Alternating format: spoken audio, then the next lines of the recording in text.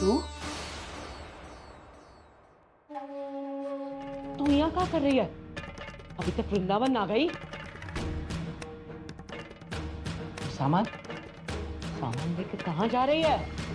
जी मैं यहाँ से जा रही हूँ। देखा देखा ही छोरी को, देख लिया। यहाँ आके भी का जी ना भरा।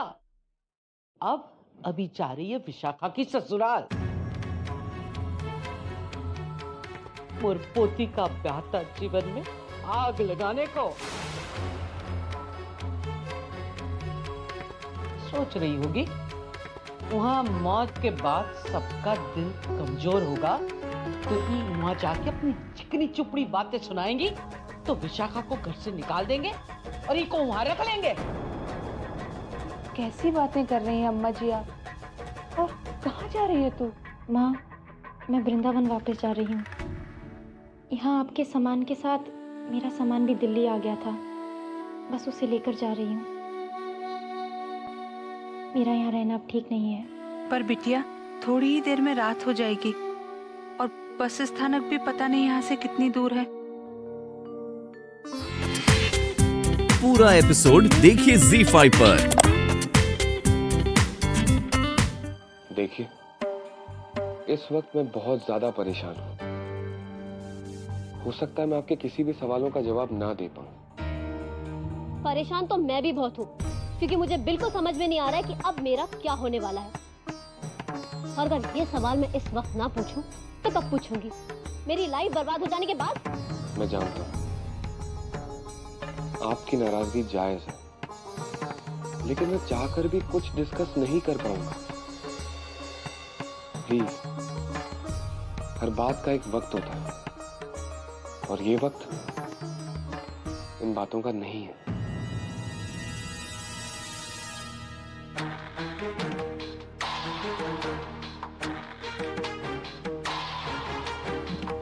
अजीब आदमी है ये। जब मैं जाने के लिए तैयार नहीं थी तो मुझे कन्विंस कर रहा था, और अब जब मैं कन्विंस हो गई तो ये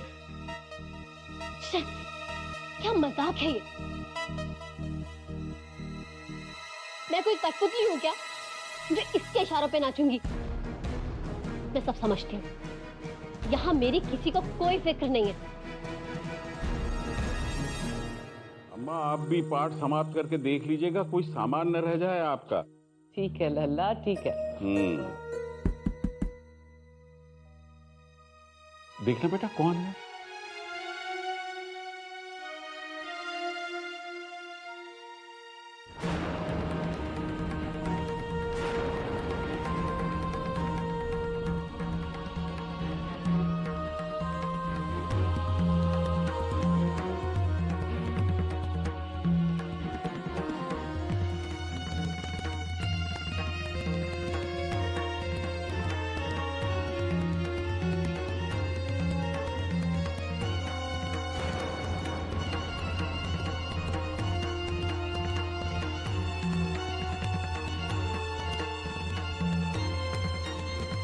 दामाद बाबू,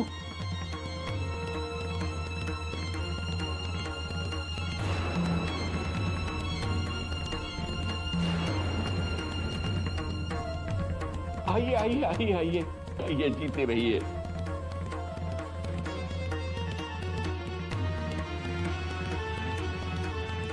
अरे बेटा, शिकंजी लेकर आ।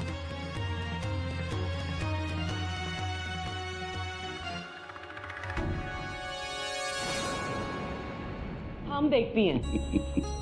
राधे राधे दामाद बाबू, राधे राधे। बैठे बैठे, आइए। विशाखा भी आ रही है ना? जी नहीं, मैं अकेले ही आया हूँ। सब कुशल तो है ते बेटा? हाँ, सब ठीक है। दरअसल मैं आपसे क्षमा मांगने आया था। क्षमा? क्षमा किस लिए बेटा? पिछले कई दिनों से मैं बहुत ज्यादा परेशान था।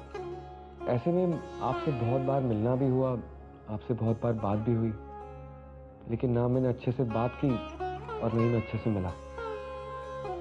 आपको भी अजीब लगा होगा ना? नहीं नहीं बेटा, अब हमें पता चल गया ना कि आप चिंतित रहते थे, मैं आपको इसी बात का आश्वासन दिलाने आया हूँ। आज के बाद आपको कोई भी शिकायत का मौका नहीं मिलेगा। आपको इस बात का एहसास नहीं होने दूंगा कि आपने अपनी बेटी की मुझसे शादी करवाकर कोई गलती करी है।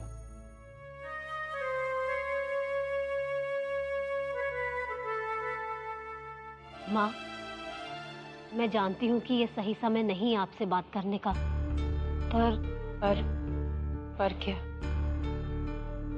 कुछ हुआ है क्या? नहीं नहीं, मुझे ऐसा लग रहा है कि इन्होंने जो डिसीजन लिया है वो बहुत जल्दबाजी में आकर लिया है। देव खुद अमेरिका जाना चाहते हैं और अब जबरदस्ती उन्हें यहाँ रुकना पड़ रहा है। बिल्कुल ठीक कह रही हो तुम। देव ने ये फैसला भावनाओं में बह कर लिया है, लेकिन किसी दबाव में आकर नहीं। उसके लिए तो सारे रास्ते खुले थे, कल भी और आज भी, लेकिन उसने वापस न जाने का निर्णय लिया क्योंकि वो अपने परिवार से प्यार करता है, की इज्जत करता है। मेरा यकीन मानो छोटी बहू, देव यहाँ रहकर बहुत खुश रहेगा। तुम उसकी अर्धांगिनी हो, अगर तुम उसका साथ दोगी तो वो अपनी जिम्मेदारी वैसे ही निभा पाएगा जैसे उसके बाबूजी निभाया करते थे। बेटा, जो परंपराएं, जो रिवाज, जो नियम आज तक मैं निभाती आई हूं इस घर में, वो आज से तुम निभाओगी। मैंने अपना सारा जीवन इस घर और इस घर के मंदिर को समर्पित कर दिया। अब ये बागडोर मैं तुम्हें सौंपती हूँ। दीनू काका वो रहने दीजिए। प्रथा, रिवाज, परंपरा, नफरत हो गई मुझे इन सब शब्दों से। कहाँ फंस गई हूं मैं? ये सब उस देव के कारण हो रहा है। उसी ने मुझसे कहा था कि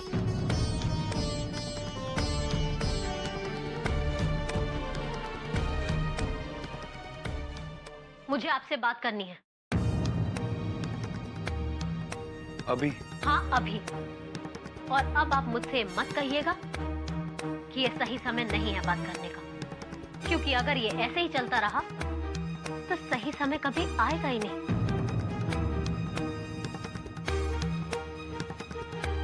मुझसे ये सब नहीं होगा। क्या नहीं हो? वही जो ये लोग मुझसे करवाने की कोशिश कर रहे हैं। मेरी जिंदगी पूरी उथल पुथल हो चुकी है। मुझे समझ में नहीं आ रहा मैं हूं क्या। पहले आपके कारण मुझे खुद को बदलना पड़ा, और अब आपके परिवार वालों के कारण मुझे वो बनना पड़ रहा है जो मैं हूं ही नहीं। आप क्या कह रही हैं, मेरे समझ में नहीं आ रहा। कैसे समझेंगे आप मुझको, मेरे सपनों को, मेरे अरमानों को? कभी समझने की कोशिश की है आपने? ये क्या कह रही हैं आप? देखिए, मैं जानती हूं कि आप इस समय ये बातें करने के मूड में बिल्कुल भी नहीं।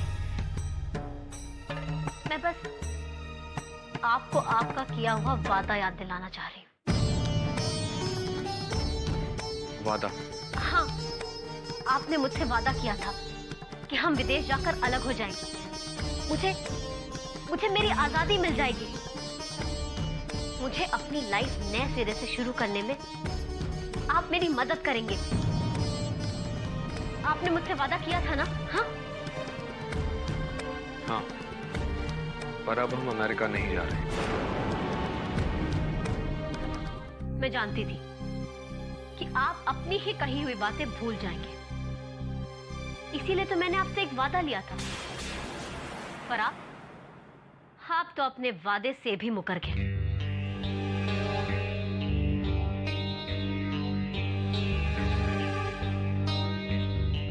लेकिन वो तब की बात थी जब हम अमेरिका जाने वाले थे।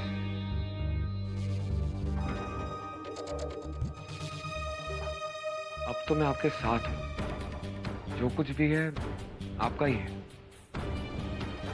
क्या आपको सब कुछ नहीं मिल रहा? आजादी मिल रही है जी? अमेरिका जाने का जो सपना आपने मुझे दिखाया था, उस सपने में आजादी थी, एक आस थी कि मैं अपनी जिंदगी अपने ढंग से जी सकूंगी। पर यहां रहने में क्या है? सिर्फ बंधन और कुछ भी नहीं। देखिए, आप जिस आजादी की बात कर रही हैं, वो शायद आपको ना मिल पाए।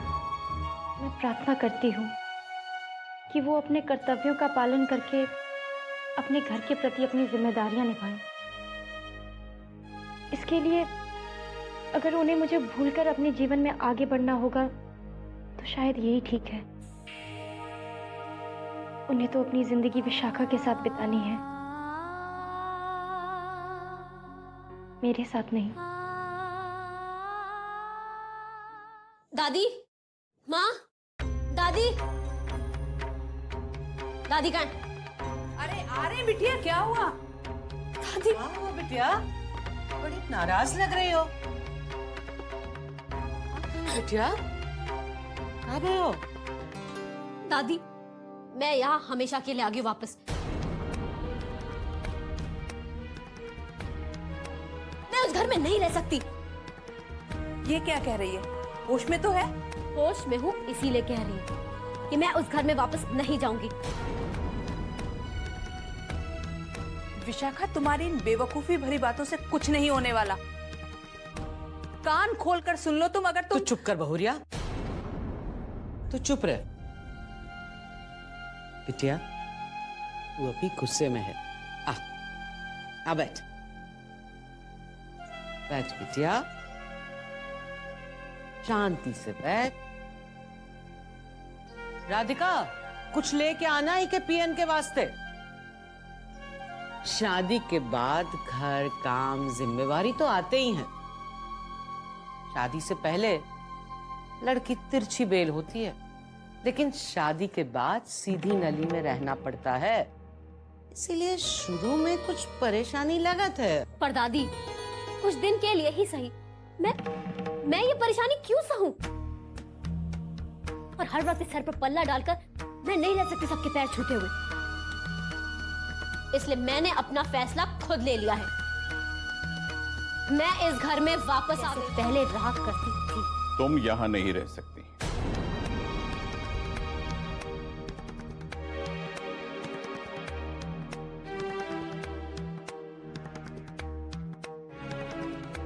पर बाबूजी, मैं वो कुछ नहीं सुनना है मुझे। ये मत भूलो कि विवाह के पश्चात लड़की का ससुराल ही उसका असली घर होता है। मायके में वो केवल अतिथि होती है। तुम हमारी बेटी पूर्व में थी, अब पुरोहित परिवार की छोटी बहू, और छोटी बहू होने के नाते तुम्हें अपने दायित्वों और कर्तव्यों से मुंह नहीं मोड़ना चाहिए। तुम्हें इसी क्षण, इसी समय अपनी ससुराल वापस जाना ही होगा।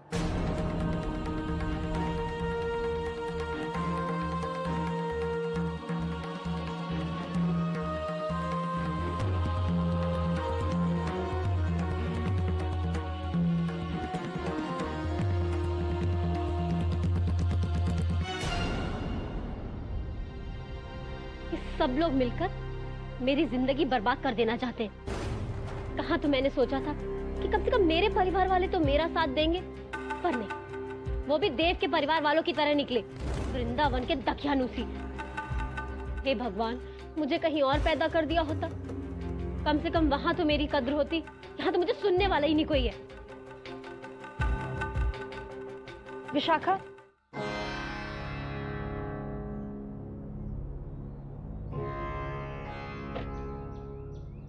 लगता है बाबूजी के लेक्चर्स में कुछ कमी रह गई थी, जो तुम मुझे समझाने आई हो, है ना? ऐसा कुछ नहीं है विशाखा। देख, मैं समझती हूँ तुझ पर क्या बीत रही है, पर अपने आसपास की स्थिति को तो समझने की कोशिश कर। तेरे ससुराल में इतनी बड़ी घटना घटी है, और ऐसे माहौल में तू घर छोड़ने की बात करेगी तो ये कहाँ की समझदारी हुई? देख विशाखा, तुझे अभी अपने ससुराल वालों के साथ होना चाहिए, उन्हें सहारा देना चाहिए, शायद यही अच्छा होगा। बस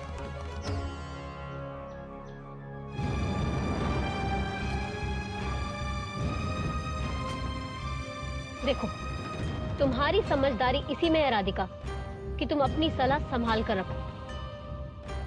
मैंने आज तक अपनी जिंदगी अपने तरीके से जी है और आगे भी अपनी ही तरीके से जीऊंगी। चलो ड्राइवर।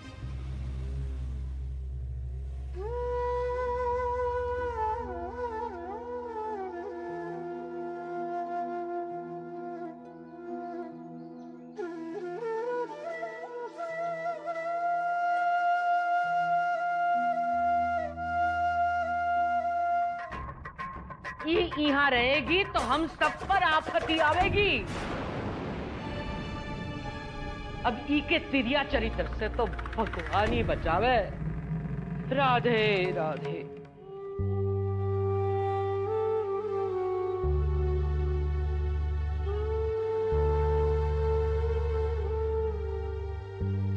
राधे राधे। क्या कह रहे थे दामाद बाबू? कल की पूजा के लिए हमें आमंत्रित कर रहे थे। कह रहे थे हम सबको अवश्य आना है।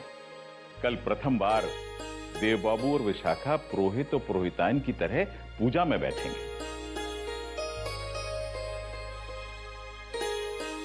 क्या हुआ जी? आप बहुत परेशान लग रहे हैं। विशाखा के व्यवहार ने मुझे विचलित किया हुआ है देवकी जी।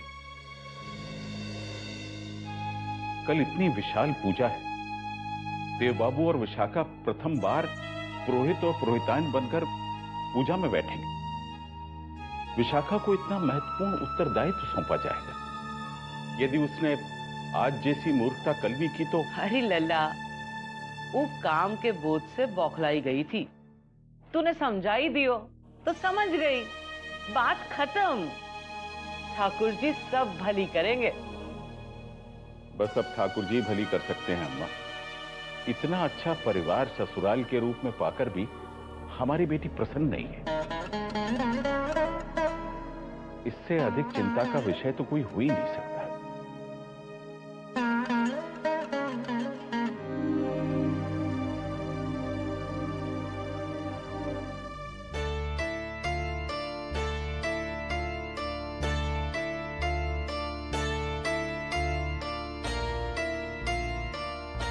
माँ वो अरे छोटी बहू, अच्छा हुआ आ गई। चलो अब बताओ, ठाकुर जी के वस्त्र किस रंग के होंगे? जी, अब तुम्हें ही तय करना है कि ठाकुर जी के वस्त्र का रंग तिथि के हिसाब से हो या वार के। चलो बताओ। वो ये पीला वाला अच्छा है। ये वाला? हाँ। बहुत ही शुभ रंग है। जी जी माँ जी। नहीं, मैं छोटी बहू से पूछने आ रही थी। जी दादी माँ। मैं जानती हूँ ये सब कुछ नया है तुम्हारे लिए, लेकिन सीख जाओगी। अब कल जो दान देना है ना, उसकी सूची तुम्हें ही बनानी पड़ेगी। मैंने तुम्हारी मदद के लिए एक लिस्ट बनाई है, लेकिन कितना होगा, क्या होगा, ये सब तुम्हें ही तय करना है। ठीक है, देख लो जरा। अरे हाँ सुनो भाऊजी, वो हम कह रहे थे, नहीं, महाराज जी कह रहे थे कि क्या क्या खाना बनाना है, कितने लोगों का बनाना है और कितने समय तक आपको तैयार चाहिए, ये सब आप बता दीजिए। काहे कि ये सब निर्णय तो अब आप ही को लेने हैं। मुझे इन सब फालतू जिम्मेदारियों से मुक्ति चाहिए। परेशान हो गई हूँ मैं।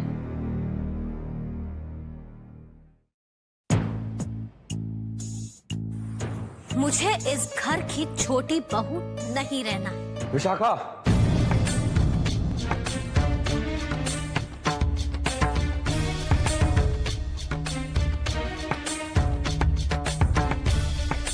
ये सब क्या है? वही जो आप सुन रहे हैं।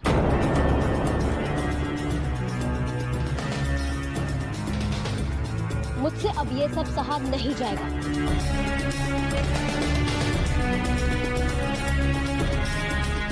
छोटी बहू, किसी ने कुछ कहा क्या? किसी के कहने या ना कहने से कोई फर्क नहीं पड़ता। बस करो विशाखा।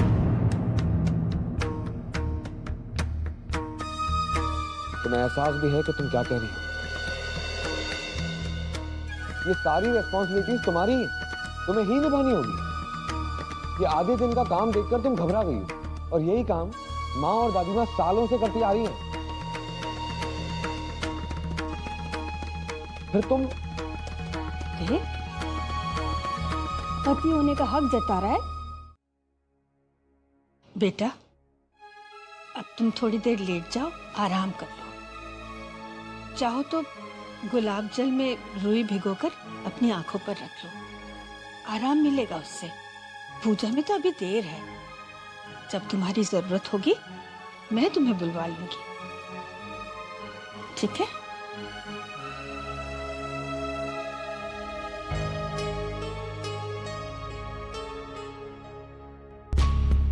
उस देव की हिम्मत कैसे हुई मुझ पर गुस्सा करने की? समझता क्या है वो अपने आप को? मुझे जैसे चाहेगा वैसे चला लेगा। सोचता है उसका गुस्सा देखकर मैं उससे डर जाऊंगी और उसकी हर बात मानूंगी। नो मिस्टर देव, ऐसा कुछ भी होने वाला नहीं। पूरा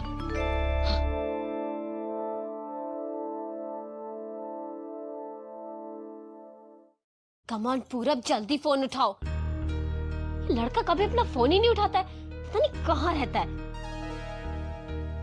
hello hello, thanks for calling.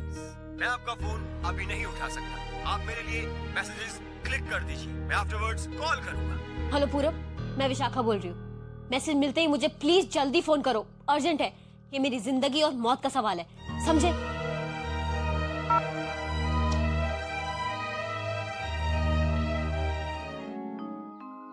आप?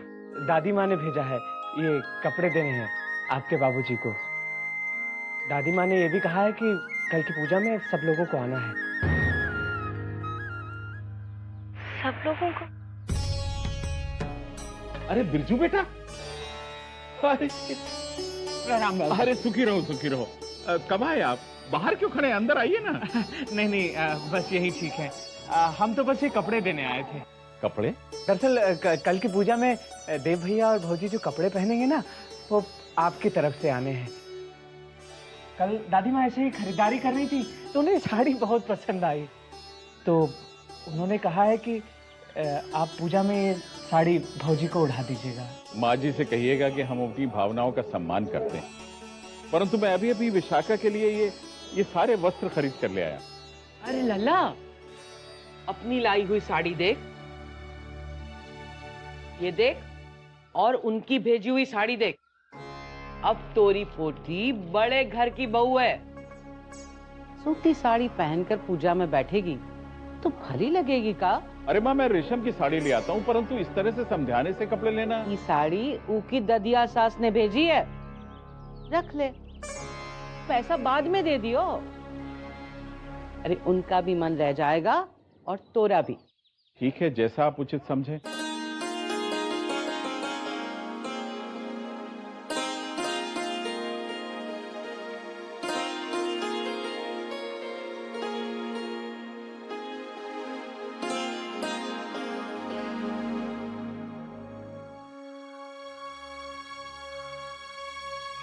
बेटा, ये वस्त्र मैं विशाखा के लिए लाया था,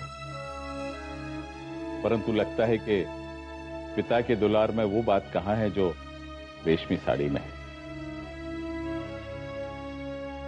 कल की पूजा में ये वस्त्र तू पहन लेना बेटा।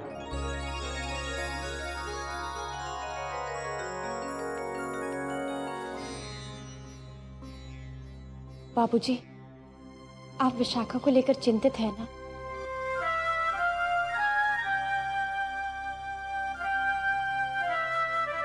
कान्हा पर विश्वास रखिए बाबूजी, मैंने उन्हें अर्जी दी है, वो सब कुछ ठीक कर देंगे और वो विशाखा के मन में उसके कर्तव्यों के लिए एहसास भी जगाएंगे। तेरी सुनते हैं कान्हा? बिल्कुल।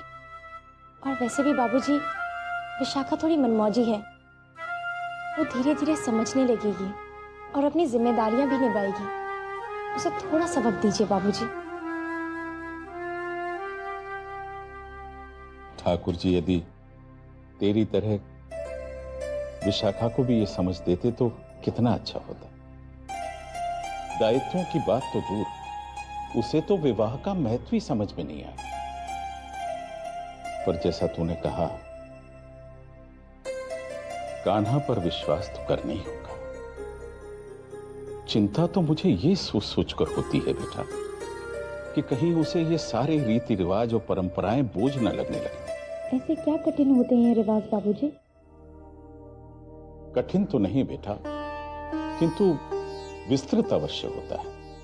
पूरे अनुष्ठान की एक विधि होती है। यह अनुष्ठान लगभग विवाह के समान ही होता है। सबसे प्रथम दुग्ध स्नान करना पड़ता है, उसके पश्चात पैरों में आलता लगाया जाता है और फिर पत्नी का नववधू की तरह श्रृंगार किया जाता है और उसके पश्चात पत्नी मायके से आए हुए वस्त्रों को धारण करती है। और हां, जब तक पूजा संपन्न ना हो जाए पत्नी को निर्जला व्रत रखना होता है। निर्जला व्रत? हाँ बेटा,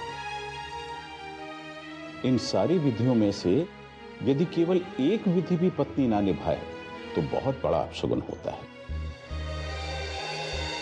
जिसका सीधा दुष्प्रभाव उसके पति के स्वास्थ्य और समृद्धि पर होता है। एक पत्नी से इस धर्म को निभाने में यदि तनिक से भी त्रुटि हो गई तो पति द्वारा किया गया सारा अनुष्ठान व्यर्थ हो जाता है।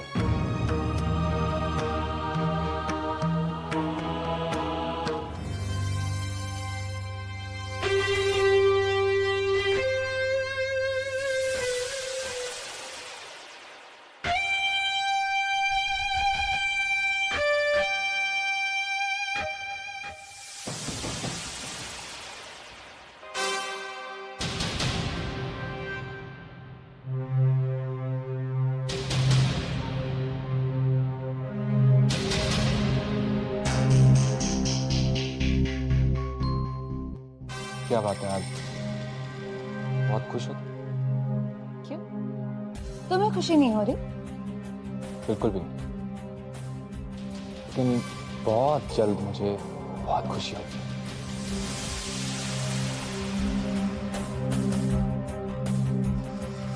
जिस दिन देव अपनी राज पुरोहित की गद्दी संभाल नहीं पाएगा और वापस अमेरिका चला जाएगा, तब मुझे दिल से खुशी होगी। एक दिन छोटी बहू के सब्र का पुल भी टूट जाएगा और सारे घर को पता चल जाएगा कि इस घर की छोटी बहू किसी काम की नहीं। मैं भी उसी दिन के बारे में सोचकर अभी से खुश हो रही।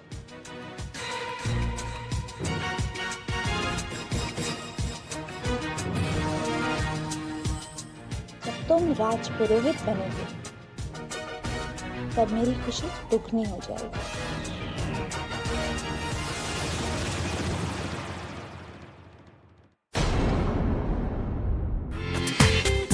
पूरा एपिसोड देखिए ZEE5 पर।